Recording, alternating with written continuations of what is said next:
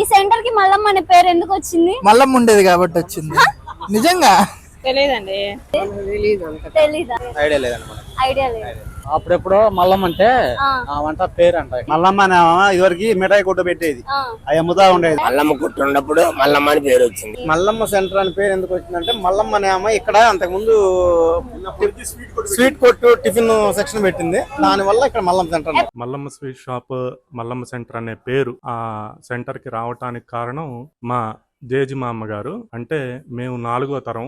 ఆమె దగ్గర నుంచి ఆమె దుకాణం మల్లమ్మ స్వీట్ షాప్ స్టార్ట్ చేసింది 1945కి ముందు. ఈ స్వీట్ షాప్ ని మల్లమ్మ గారు స్టార్ట్ చేశారు. మల్లమ్మ గారు కోటయ్య గారు ఇద్దరు భార్యాభర్తలు. వాళ్ళిద్దరు మా తాతయ్య గారు మా అమ్మగారు ఈ స్వీట్ షాప్ ని స్టార్ట్ చేసి కోటయ్య గారు ఇంటి దగ్గర స్వీట్స్ అన్ని తయారు చేయటం, మిగతా లావాదేవీలన్నీ చూసుకుంటుంటే మల్లమ్మ గారు స్వీట్ షాప్ లో దుకాణంలో ఉండి అందరినీ పలకరిస్తూ మంచి చిరునవ్వుతో పలకరిస్తూ అందరితో మంచిగా మాట్లాడుతూ అందరితో మంచిగా మెలుగుతూ స్వీట్స్ లో మంచి పేరు తెచ్చుకున్నారు ఇద్దరు. నర్సరావుపేటలో ఉన్న రాజాగారి కోటలో ఉన్న రాజాగారికి కూడా మా మొదటి మల్లమ్మ స్వీట్ షాప్ నుంచి మల్లమ్మ గారు మిఠాయిలు, తర్వాత బూందీ మిఠాయిలు, బెల్లం మిఠాయిలు ఆయన ఎంతో ఇష్టపడి మా స్వీట్ షాప్ దగ్గర నుంచి తీసుకొని ఆయన ఎంతో ఆనందించేవాళ్ళు.